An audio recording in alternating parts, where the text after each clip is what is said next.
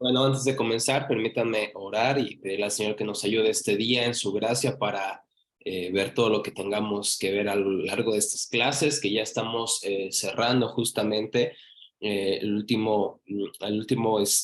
última fase de este cuatrimestre, así que les pido que pongan empeño en sus tareas, en sus proyectos, aquellos que deben proyectos o tareas, por favor envíenlas antes de lo posible para entonces que los profesores podamos cerrar adecuadamente este ciclo escolar. Así que vamos a orar que el Señor nos ayude, nos dé compromiso también, entonces que podamos glorificar al Señor a través de nuestras vidas el día de hoy.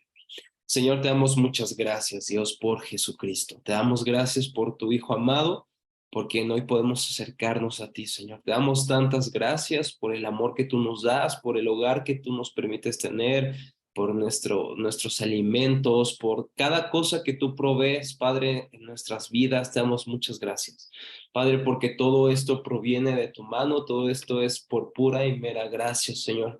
Ayúdanos este día, Señor, a entender que todo lo que hacemos, lo que estudiamos, Señor, no solamente es para tener un diploma o para tener certificados que comprueban nuestros estudios, sino que sobre todas las cosas, Señor, tenemos un deseo.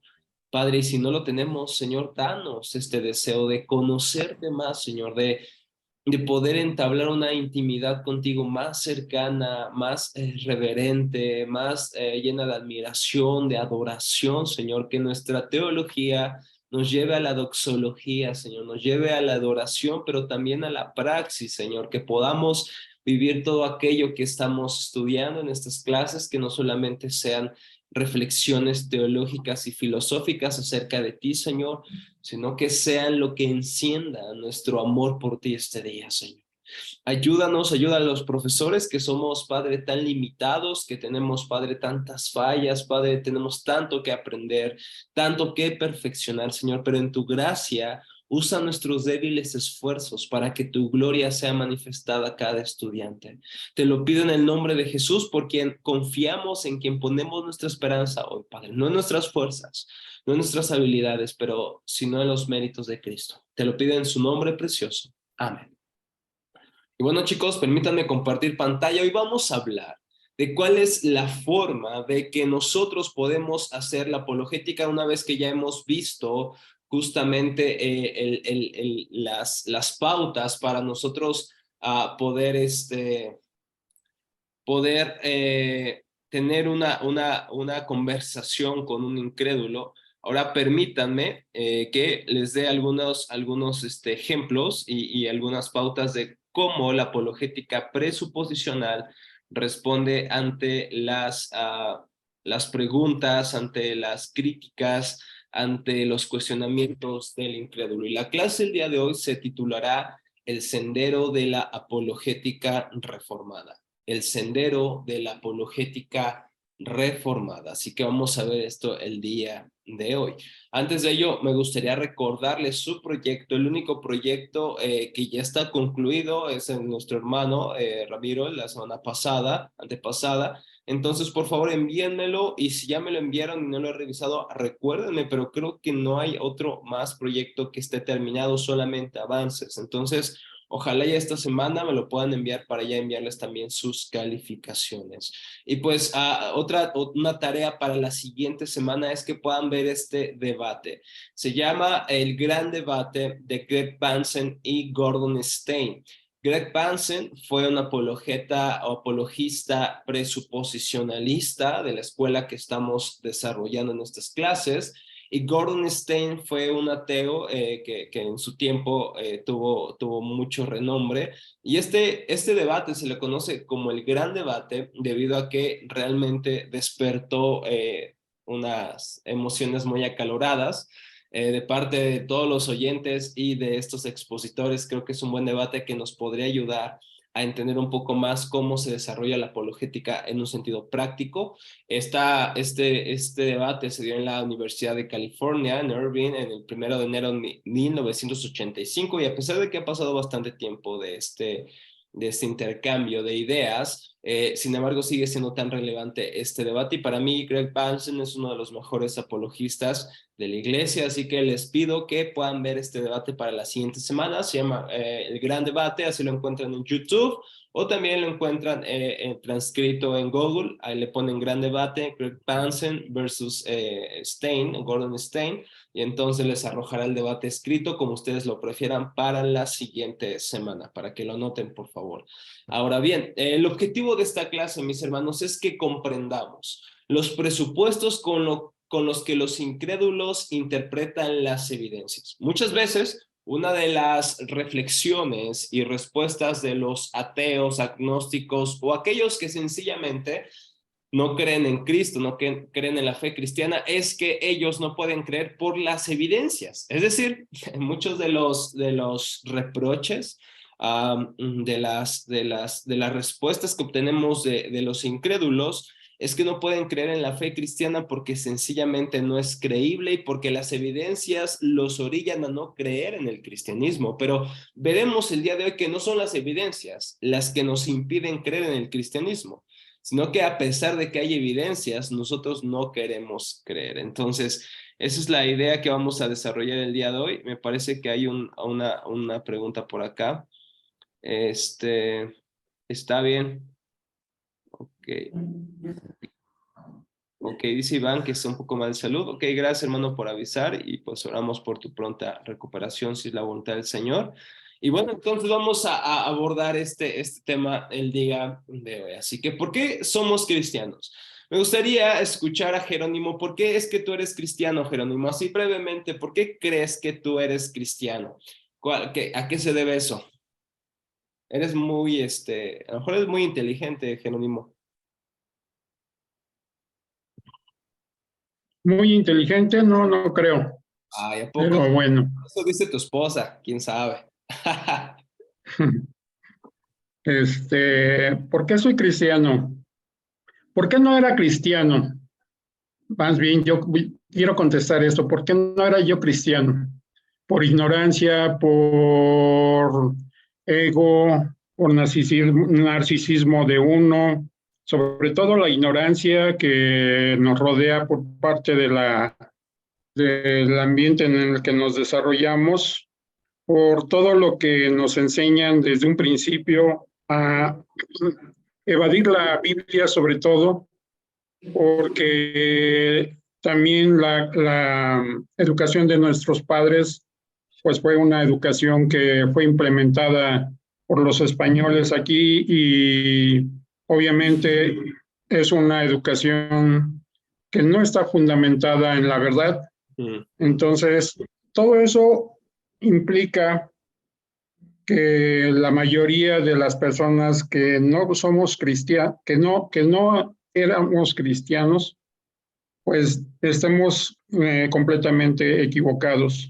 Y una vez que pues empezamos a estudiar sobre todo la Biblia, lo que dice y lo que contradice con la educación que hemos recibido, pues te vas dando cuenta de la relación que hay entre lo que es el cristianismo y lo que es en ciertamente el catolicismo romano. Hay una diferencia enorme. El hecho de que tú vayas a la iglesia romana los domingos y escuches una hora al padre que a veces te habla más en latín que en tu propio español y que no entiendes absolutamente nada y sales creyendo que ya fuiste a recibir una enseñanza, pues estás completamente equivocado. Entonces, De ¿qué es lo eso que yo te me di convenció? cuenta, ¿Qué es lo que te convenció pues para sobre todo el, el, el hecho de ver la realidad en la Biblia, okay, lo que se decía contra lo que hacíamos, okay, pues yo veía que todo estaba mal. okay. Entonces, que no, que el hecho de que nosotros pongamos la confianza en un padre que no sabemos si ora o no ora o que tiene buenas intenciones, a que nosotros tengamos una relación directamente con Dios, pues Okay. es completamente diferente. Ok, entonces, Entonces, Puedo decir que fuiste cristiano, Jerónimo, porque te diste cuenta del error en el que estabas y está muy bien. Ahora, voy más profundo que eso, Jerónimo. ¿Por qué es que te diste cuenta de ese error? ¿Por qué te diste cuenta de la locura de tu vida? Porque ciertamente, y no lo decía en broma, cuando hemos platicado, ¿no es cierto? En el pasado, Jerónimo, cuando hemos compartido alimentos en tu hogar, hablábamos acerca de esto, ¿no? De cómo era tu vida pasada, y no era una vida mala, ¿no? No eras ningún ladrón, Jerónimo, eras un buen padre, un proveedor, un hombre que se preocupaba por su familia, claro, con sus fallas, pero no eres una persona terrible, ¿estás de acuerdo? No eras un nazi, ¿verdad, Jerónimo? Sin embargo, ¿por qué es que ahora eres un cristiano? Esa es mi pregunta. ¿Qué es lo que motivó eso? ¿Por qué les hago esta pregunta? Por lo siguiente, decía Cornelius Van Til, que es nuestro teólogo apologista por excelencia en la escuela apologética presuposicionalista, él decía, los mismos creyentes no han escogido la posición cristiana porque son más sabios que otros. Lo que tienen, solamente lo tienen por gracia. Es decir, ¿por qué es importante entender esto? Porque no somos cristianos debido a que somos más inteligentes de los que no son cristianos. No somos cristianos porque llegamos a ser mejores personas, porque déjenme decirles algo. Ayer que se celebraba el Día Internacional de la Eliminación de la Violencia contra la Mujer, les puedo decir algo, y lo escribí en un tweet, por cierto. Si tú no debería haber ningún cristiano que haga llamar cristiano que violenta a su mujer o cualquier otra mujer. Si es así, tienes que ir corriendo con la iglesia a pedir ayuda. Y si la iglesia encubre ese pecado, entonces ve con las autoridades y denuncia tanto a la persona que está violentando como a la iglesia o a la denominada iglesia, porque no es una iglesia en lo absoluto.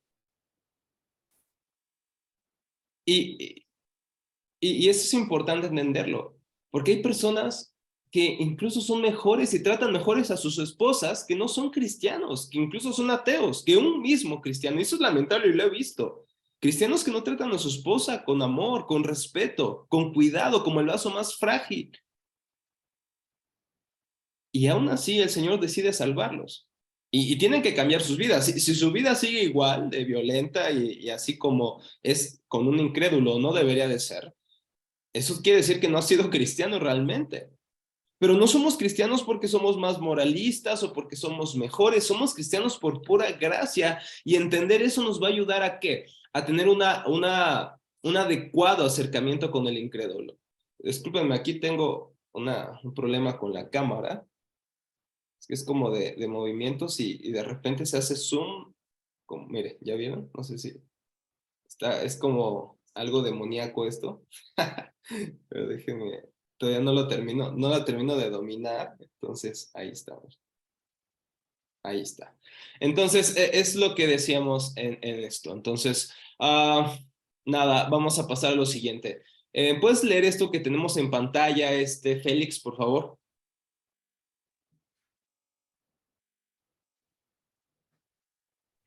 Sí, dice bueno, es que, ya. Dice, una pequeña que viajaba sentada en las piernas de su padre, jugaba dándole golpecitos en el rostro. Solo podía pegarle al padre, porque él le permitía sentarse sobre sus piernas. Por sí solo no hubiera podido hacerlo. Él debía sostenerla para que ella pudiera pegarle. Dios es como ese padre, explicó Van Til, y el pensamiento incrédulo es como aquella pequeña. Dice, usa la razón, pero a atacar a la fuente de toda la razón, opero con capital prestado. Ahí hay Dice, hay unas fallas, perdón, ahí por eso es que no podías leerlo bien. ajá, Gracias, eh, Félix. una Fíjense, disculpa. no, una disculpa a ti. Fíjense lo que dice Cornelius Van Til. Una pequeña que juega con su papá e intenta pegarle, intenta en un sentido luchar contra él, es lo mismo, dice Van Til, que un incrédulo que quiere raer o deshacer su idea de Dios. ¿Cómo lo hace? lo hace sentado en un sentido en las piernas de su Padre Celestial o de su Creador en este sentido, mejor dicho, porque usa la razón, fíjense, usa el intelecto para deshacerse de Dios. Lo que hace un incrédulo, lo que está haciendo, tenemos que entender esto, de verdad tenemos que entenderlo, porque de ahí nos va a ayudar a dar una buena defensa o una acertada defensa de la fe, que muchas veces, nuevamente, yo no estoy en desacuerdo con las evidencias o con los argumentos lógicos y filosóficos, pero el problema del incrédulo no es que no tenga evidencias o que no pueda ver o que no pueda argumentar o pueda entender los argumentos. Lo que hay detrás de su incredulidad no es la falta de evidencia. Lo que hay detrás de su incredulidad es el deseo de deshacerse de Dios. Incluso usará la razón, como dice Bantil, para atacar a Dios. Y opera con capital prestado. ¿Por qué? Porque está usando la razón que Dios le dio para eso. Entonces nosotros sabemos eso porque somos cristianos y además, como dice Cornelius Bantil, nosotros tenemos el libro del doctor. ¿Qué es lo que dice acá? Si nos puedes ayudar, Ramiro, a leer esto que tenemos en pantalla, por favor. Este ya no tiene faltas de ortografía, al parecer. El cristiano tiene el libro del doctor. Las escrituras le hablan del origen y de la naturaleza del pecado. El hombre está muerto en delitos y pecados. Es que no podías bajar la pantalla porque no alcanzo a ver la parte derecha. A ver, dame un segundo. Hacerla más chiquita. A ver, ahí se Ahí puede está. ver. Ok. Sí. Vuelvo a leer. Sí, Las claro. escrituras le hablan del origen y de la naturaleza del pecado. El hombre está muerto en delitos y pecados. Él odia a Dios. Su incapacidad para ver los hechos tal como son y razonar sobre ellos como debería razonar sobre ellos es, en el fondo, una cuestión de pecado. Tiene la capacidad de razonamiento creada por Dios dentro de él. Él está hecho a imagen de Dios. La revelación de Dios está ante él y dentro de él. Él es en su propia constitución una manifestación de la revelación y por lo tanto de la exigencia de Dios. Dios hizo un pacto con él a través de Adán. Por lo tanto, ahora es en Adán un que rompe el pacto. Uno que rompe el pacto. También está en contra de Dios y por lo tanto en contra de la revelación de Dios. Esta revelación de Dios constante e inevitablemente le recuerda su responsabilidad creadora. Por lo tanto, el argumento intelectual no convencerá y convertirá como tal a los no cristianos. Se necesita el poder regenerador del Espíritu Santo para hacer esto. Excelente. Esta frase, si pueden ustedes tomarle un screenshot o les envío las diapositivas, solamente recuérdenlo por favor, es muy importante. Porque como ha leído nuestro hermano Ramiro, entender la situación del incrédulo nos va a ayudar a dar una apología adecuada. Porque como dice Cornelius Bantil, no es que no tenga él esta parte de la evidencia o de su exigencia y responsabilidad creadora, es decir, delante de Dios. Y por lo tanto, lo que él tiene es una rebeldía en su corazón. Y no lo va a convertir ni aunque Jerónimo se saque todos los videos de ¿cómo se llama esta página? Creo que está muy buena, God Reasons, o ¿cómo se llama? God Science. Y aunque te saques todo eso, aunque te saques todos los argumentos, va a generar una buena plática, por cierto. Las evidencias, todos estos argumentos que salen en God Science y todas estas páginas, Cross-Examine y todas estas páginas importantes de apologética, las cuales recomiendo mucho, nos van a ayudar a tener pláticas, pero esto no convencerá al incrédulo. Se necesita, ¿qué dice Cornelius Bantil? El poder regenerador del Espíritu Santo para hacer eso. Y es lo mismo, ¿por qué les preguntaba esto? ¿Por qué le preguntaba a Jerónimo, cómo es que tú te convertiste en cristiano? Porque esto nos va a ayudar a entender cómo nosotros tenemos que acercarnos al incrédulo. Te convertiste en cristiano y yo puedo asegurar esto, ¿no? Algo así dijo Jerónimo, me di cuenta de mi error, me di cuenta de la verdad. Pero no fue el argumento persuasivo lo que te cambió, fue la exposición del evangelio que el Señor cambió tu corazón, Jerónimo, porque sin duda tú sabías en tu corazón que tú tenías una responsabilidad delante de Dios, pero huías de Dios en un sentido incluso. con tu razonamiento mismo, ¿no? Como esa niña que quería golpear a su padre en sus propias piernas, así usamos nuestra razón para deshacernos de aquel que provee nuestra razón, que permite nuestra razón. Decía Cornelius Van Til, nosotros fácilmente permitimos que la ciencia no cristiana haya hecho un gran trabajo y haya sacado a la luz mucha verdad. Pero este margen de verdad que la ciencia ha descubierto es a pesar de y no por su asunción fundamental de un universo de azar. La ciencia no cristiana ha trabajado con el capital prestado del teísmo cristiano y solo por eso ha podido sacar a la luz mucha verdad. ¿Qué es lo que dice Cornelius Van Til? Que lo que tenemos del incrédulo, por ejemplo, de los científicos, como cosas verdaderas o que nos proveen ciertos beneficios para la humanidad de lo que la ciencia ha investigado, no lo ha hecho gracias a que creen en el azar o en la evolución o en una creación sin sentido, no, fue gracias, a ver, ¿por qué? La ciencia es posible. Esto sucede especialmente en la Reforma Protestante. Se ve que el universo es creado por Dios. Y no lo creo, esta idea no la creó Martín Lutero o Juan Calvino, viene desde Agustín de Hipona, desde Boecio, un teólogo medieval, pero viene desde la iglesia primitiva, viene desde el Antiguo Testamento que, ¿cómo inicia la Biblia, por cierto? En el principio, Dios creó los cielos y la tierra. La Biblia no inicia dando, fíjense, no van a encontrar en ningún texto de la Biblia un texto que trate de defender la existencia de Dios. No hay ninguno. Porque inevitablemente cada persona sabe que Dios existe.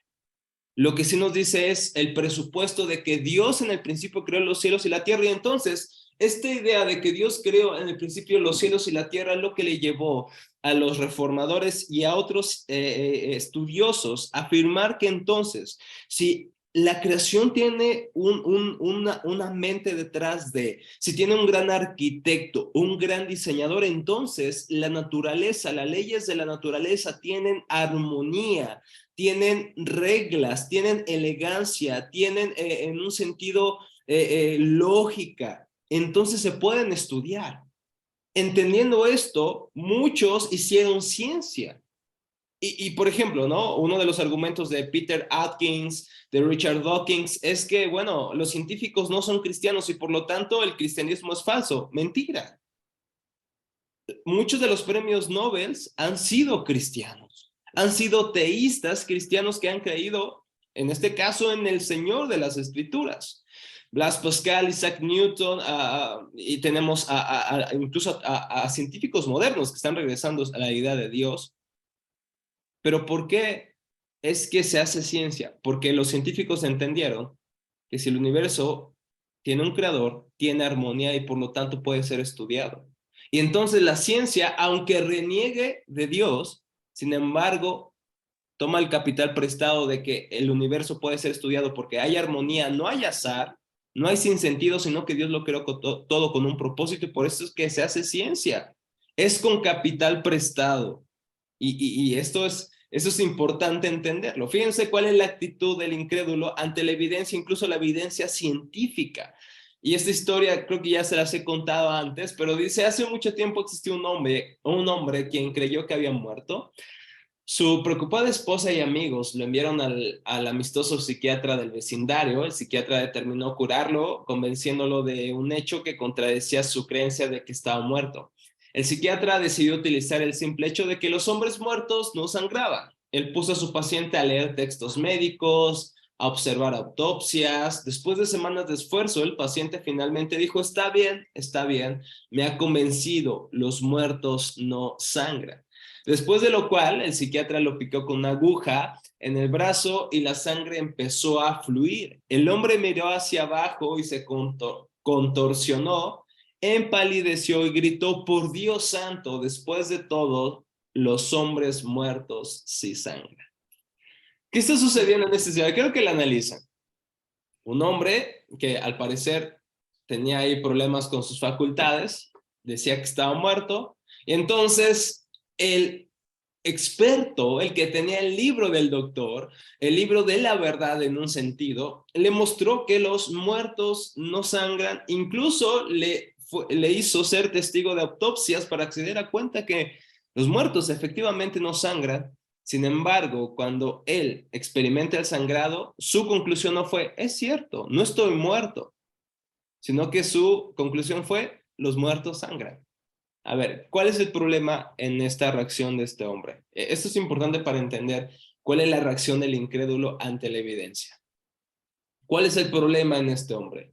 ¿Por qué, a pesar de la evidencia, concluyó lo mismo o el mismo presupuesto que tenía al inicio, lo concluyó al final a pesar de todas las pruebas, a pesar de todas las evidencias? ¿Cuál es el problema con este hombre?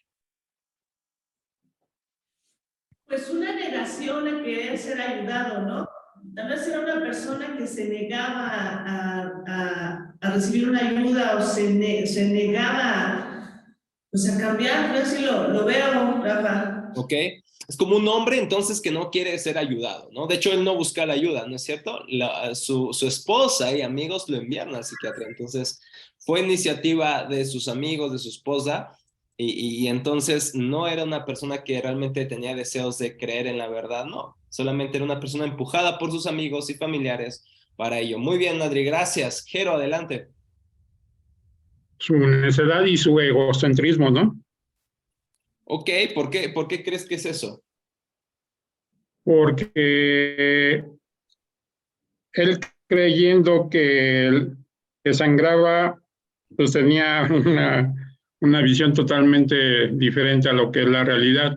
Y el hecho de creer que él todo lo sabía, pues implica que aunque tenga evidencia de lo contraria, pues nunca va a aceptar una realidad.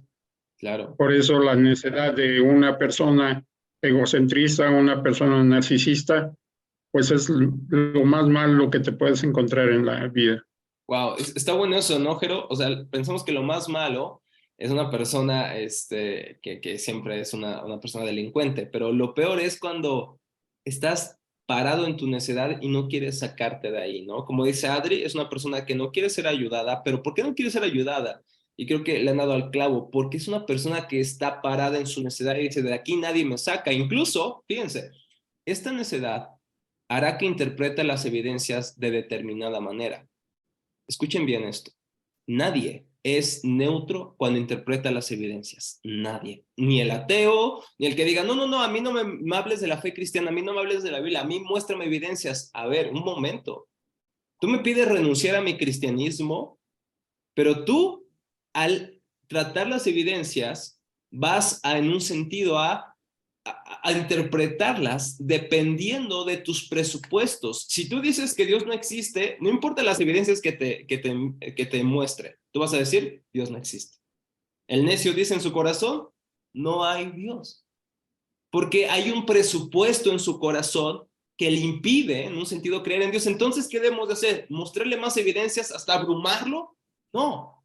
Tenemos que mostrarle cuál es su necedad. ¿Por qué es que no quiere creer en Dios? No es por las evidencias. Es porque hay algo en su corazón, necedad. Quizá sea, fíjense, muchas veces el problema es que, y es muy real esto, muchas personas no creen en Dios porque fueron abusadas por un hombre o una mujer que decía creer en Dios.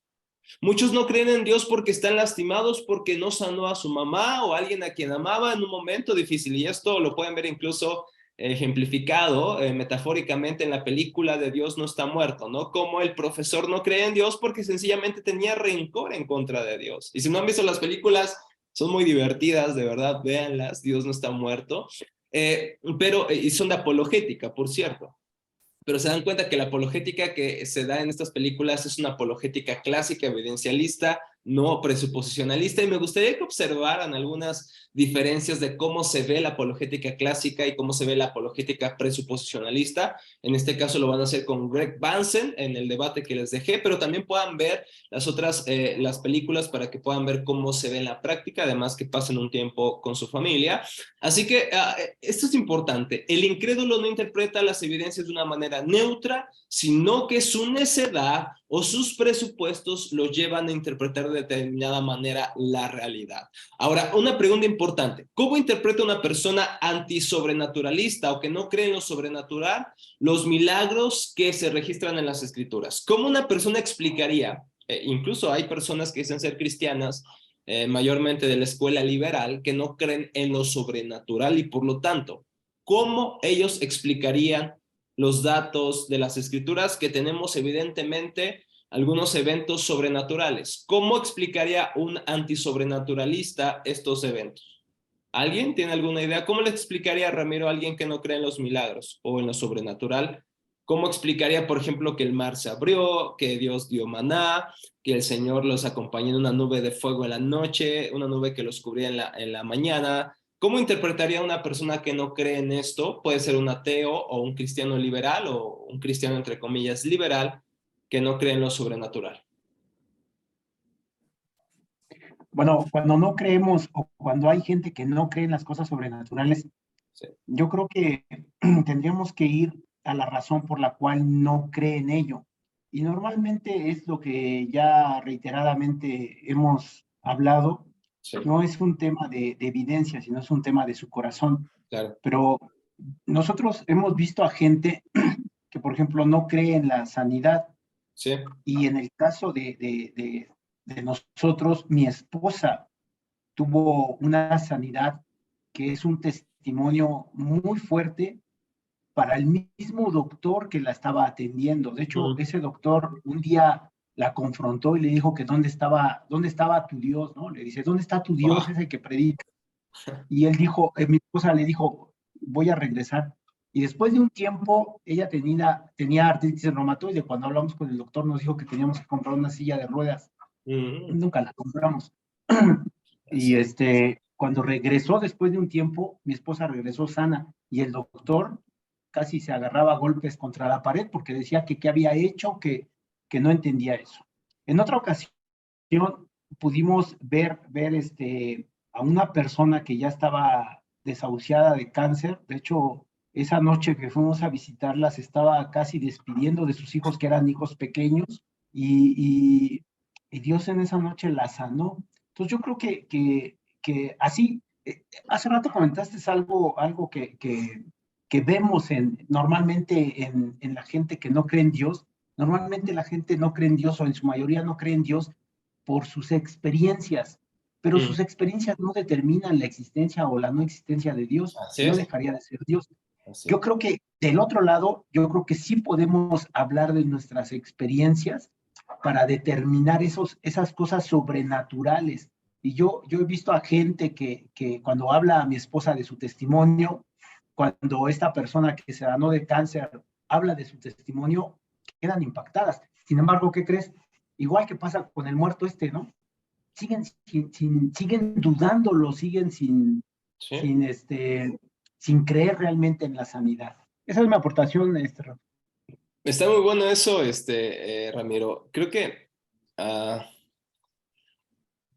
la experiencia es un argumento subjetivo, como tú dices, que una persona diga, es que pasé esto y por lo tanto no creo en Dios, es una experiencia subjetiva y que justamente no determina que Dios existe o no. Ahora nos podrían voltear los ateos diciendo que lo mismo, si tú me prestas un caso de sanidad, te puedo decir que eso no determina la existencia o no la existencia de Dios. Sin embargo, no solamente tenemos la evidencia de tu esposa, de Cristina, también tenemos la evidencia de muchas personas que conocemos, ¿no? Hemos conocido. Lamentablemente, muchas veces no se cree en lo sobrenatural porque también hay farsantes que hacen cruzadas de avivamiento, que incluso hay documentales, les recomiendo un documental que se llama Evangelio Americano, American Gospel, donde hablan acerca de las falsas cruzadas de sanidad y demás, que incluso a los enfermos no les permiten pasar, sino a personas que ya han pasado en otras cruzadas o que contratan y demás. Es una farsa en muchos sentidos. Hay algunos que son reales, pero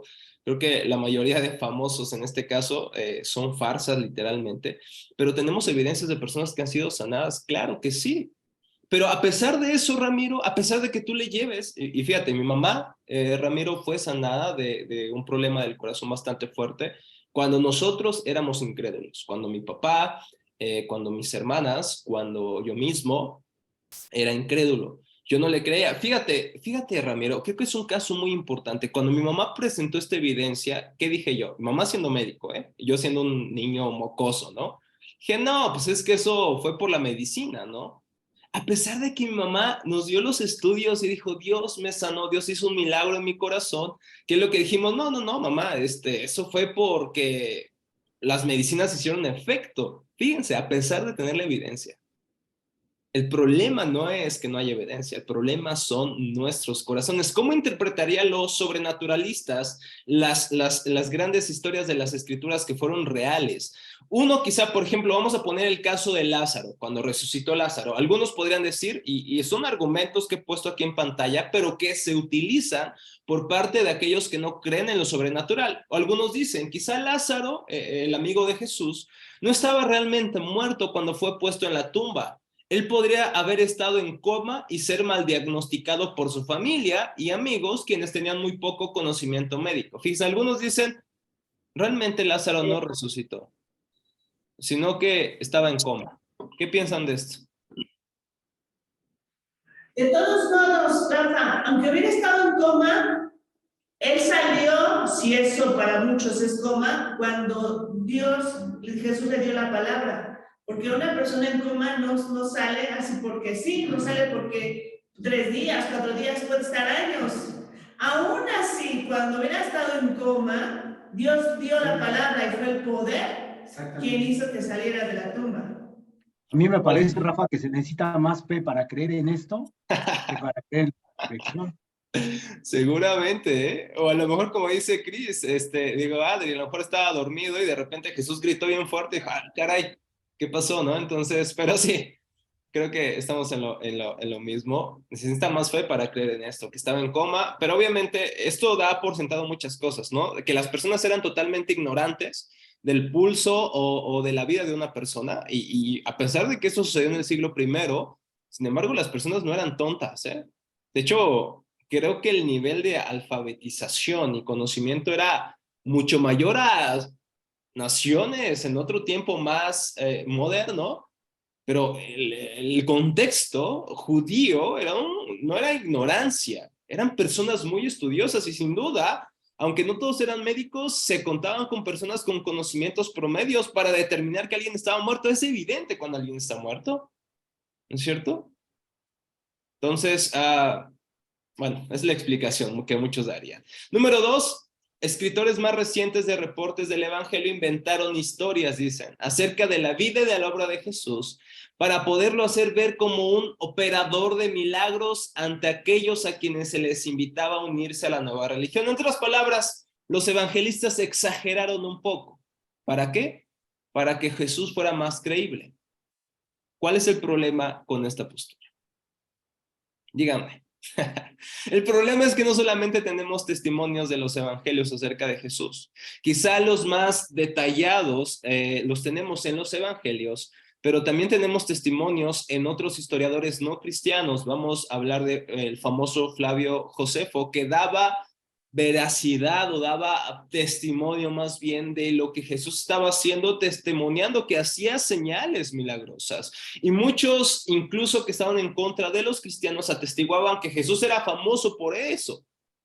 Y entonces, algunos dicen es que los escritores exageraron. Si solamente tuviéramos sus afirmaciones, incluso si solamente tuviéramos las afirmaciones de los evangelios, eso sería dudoso, ya que son 4 evangelistas los que escriben. Y muchos de ellos, dos de ellos no son apóstoles, no estuvieron con Jesús, que fue Marcos y fueron Lucas. ¿Y Lucas qué era? Lucas era un historiador y médico que recopiló eso del testimonio de otras personas también, no solamente de los apóstoles, especialmente de los apóstoles, pero quizá de otros documentos. Es que Lucas se provee para escribir su evangelio, que le conocemos como el Evangelio de Lucas, que no contradice ninguno de los otros, sino que en armonía testifican de diferentes ángulos del poder de Jesús, que era Dios con nosotros. Entonces ahí está una de las objeciones de los antisobrenaturalistas. El número 3 es, en términos de lo que conocemos acerca de la ciencia, simplemente no es posible resucitar a los muertos. Esa es una de los más famosos argumentos. ¿Por qué no creer en la resurrección de Lázaro o creer incluso en la resurrección de Jesús? porque el día de hoy no es un patrón que las personas resuciten. Pero el hecho de que las personas hoy en día no sea habitual que resuciten, no quiere decir que no suceda eso. No, el hecho de que una de las cosas que no sucedan constantemente, por lo tanto, no pueden ser ciertas, no toma en cuenta algo, el poder sobrenatural de Dios, que Dios es el creador de la naturaleza y de las leyes de la naturaleza, y que Dios pueda hacer lo que Él quiera con la naturaleza cuando quiera, porque Él es Dios. Así como hubo un principio que no se ha vuelto a repetir, y que incluso los científicos afirman, hubo un principio. No estamos de acuerdo en los detalles de cómo sucedió, pero los científicos, aún no cristianos, dicen hubo un principio, pero ese principio no vuelve a suceder una y otra vez. Sin embargo, lo creemos, porque sucedió una vez. Y entonces los científicos dicen, ok, creemos que hubo un principio, ya sea que ellos expliquen a través de la evolución, a través del Big Bang o cualquier otra cosa, ellos lo creen, a pesar de que no pueden verlo una y otra vez suceder. ¿Por qué entonces no creen en una resurrección? Aunque no suceda constantemente. No sé si entiendan esta lógica que les estoy diciendo. Pero bueno, estos son algunos de las evidencias o de las respuestas que los antisobrenaturalistas, ateos, agnósticos o lo que sea, dan acerca de la resurrección, ya sea de Cristo, de Lázaro, de cualquier otro prodigio de las Escrituras. Fíjense, lo que está en un sentido motivando sus respuestas no es la evidencia que es clara, sino que son sus presupuestos, es su propia necedad. Stephen Burks, en su artículo La base epistemológica de la fe, dice: la cosmovisión del no creyente está basada en la fe, es decir, sobre la validez asumida de las presuposiciones que gobiernan su entendimiento de la naturaleza de la realidad. Fíjense, quiero que entiendan esto, hermanos. El incrédulo interpreta las cosas porque hay presuposiciones que gobiernan su entendimiento de la naturaleza de la realidad. Es decir, los incrédulos, por ejemplo, que no creen en la resurrección, no lo creen porque hay presupuestos en su mente que los gobiernan y por lo tanto gobiernan la realidad. ¿Qué presupuestos o qué creencias hay en el incrédulo que no creen en la resurrección? Lo acabamos de decir, que no creen en lo sobrenatural. Ellos dicen, no quiero creer en lo sobrenatural, por lo tanto, aunque le muestre la evidencia de lo sobrenatural, ellos dirán, bueno, mi presupuesto es que no existe lo sobrenatural, por lo tanto no creo en los milagros. En otras palabras, dice Stephen Burks, el no creyente da por cierto supuestos acerca del mundo en el que vive, que funcionan esencialmente como dogmas religiosos en términos de los cuales se busca el conocimiento y el entendimiento adicional del cosmos. Es decir, él interpretará las evidencias respecto a esto. Decía John Frame, nuestras ideas previas a menudo sirven como suposiciones que rigen la investigación, definir el campo de investigación, determinar los métodos de estudio, regir nuestra comprensión de los resultados posibles, limitando así las conclusiones que puedan derivarse del estudio. Así que normalmente hay una interacción dinámica en cualquier estudio entre la suposición y la investigación. La investigación corrige y refina nuestras presuposiciones, pero también las suposiciones limitan la investigación. Fíjense, los presupuestos no solamente rigen la forma en cómo hacemos ciencia o investigación, sino que también rigen sus resultados. Es decir, aunque yo vea las evidencias, pero yo soy un antisobrenaturalista, soy un materialista que solamente cree en lo que es creado y en lo que se puede ver, entonces todos los resultados de todas las evidencias yo las pasaré por el filtro del materialismo. Por lo tanto, no quiero creer. Y se trata de esto. Decía Thomas Nagel, no se trata de que yo no crea en Dios y de que, como es lógico, albergue la esperanza de que no exista. Es que no quiero que exista. Ese es el punto del incrédulo. Así que la apologética, creo yo, la mejor apologética para llegar a un incrédulo no es mostrar más y más evidencias, sino hacerle ver su necedad. ¿Por qué no cree en Dios? Realmente, ¿qué es lo que lo motiva a no creer en Dios? Porque como hemos visto, su necedad es lo que le guiará para interpretar toda la realidad. Entonces lo que necesitamos es exponer su error y exponer la verdad de la palabra de Dios. Como dijo Cornelius Van Til, Las personas no se convertirán a través de las evidencias. ¿Cómo es que una persona llega a la fe? A través del poder regenerador del Espíritu Santo. Mis hermanos, se nos acabó el tiempo. Le voy a pedir, por favor, a Eli, si nos ayudas a orar para terminar, por favor. Sí, Rafa, buenos días a todos. Amado Padre, te damos las gracias, Señor, por esta preciosa mañana. Asimismo, Señor, te pedimos por la salud de Iván, Señor, para que restablezca, Señor. Lo extrañamos en clase, pero tú sabes, Señor, cómo estás tratando con él. Te pedimos que tengas misericordia. Y te doy las gracias, Señor, por la participación de cada uno de mis hermanos, Señor. Sígueles ayudando y aumenta su fe, Padre. También sigue trabajando en nuestros corazones para que esto que solo tal vez se expone, Señor, se haga una realidad en nuestra vida todos los días y nos ayudes a atraer a más personas al Evangelio. Todo esto, Señor, te lo pedimos en nombre de tu precioso Hijo Jesucristo. Amén.